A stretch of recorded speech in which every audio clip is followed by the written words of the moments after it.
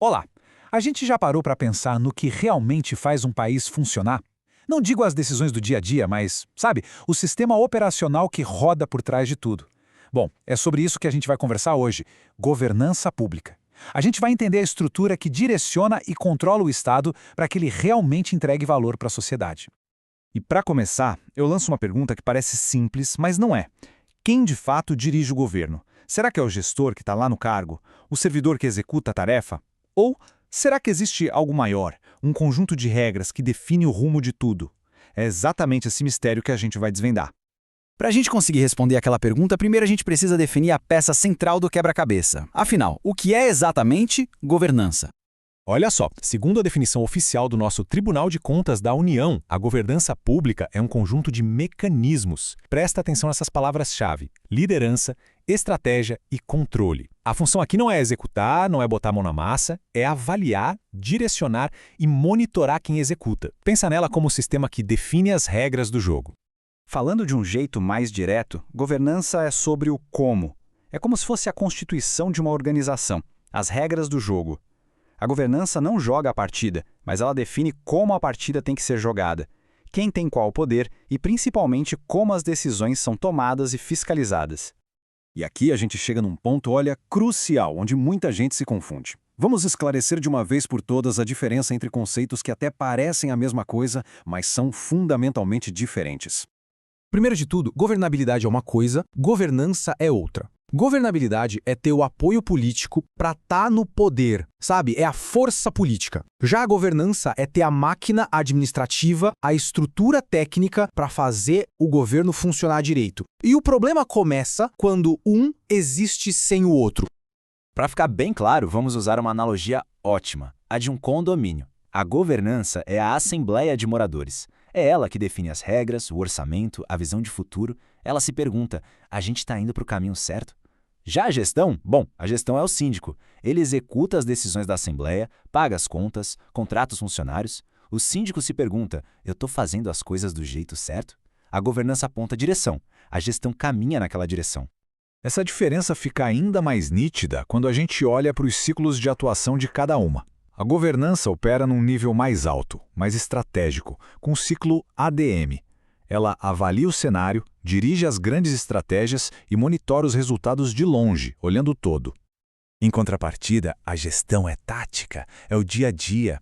Ela opera no ciclo PSC, planeja as ações em detalhe, executa as tarefas e controla a operação de perto. Resumindo a ópera, governança decide o que e por quê, enquanto a gestão cuida do como fazer. Simples, né? Certo. Agora que as definições estão claras, vamos para a parte mais importante. Por que a governança é tão necessária assim?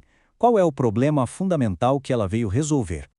O nome técnico para esse desafio, que vem lá da teoria da agência, é o problema do principal agente. E entender isso explica muita, mas muita coisa sobre a relação entre a sociedade e quem governa. Funciona assim: o principal somos nós, os cidadãos. O poder original é nosso. A gente delega esse poder, pelo voto, para o agente, que é o político, o gestor público. O conflito acontece porque o agente pode ter os próprios interesses, se reeleger, ganhar poder, ter benefícios e, crucialmente, ele tem muito mais informação sobre a máquina pública do que nós. A governança existe exatamente para tentar alinhar os interesses do agente com os nossos, os do principal.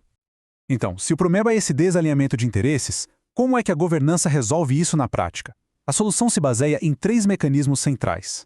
Essa aqui é a tríade da solução. A liderança, que estabelece a direção e uma cultura de integridade. A estratégia, que garante que as ações estejam alinhadas com os objetivos da sociedade. E o controle, que inclui a ideia de accountability, ou seja, a prestação de contas. É o que cria os sistemas para garantir que o agente responda pelos seus atos perante o principal.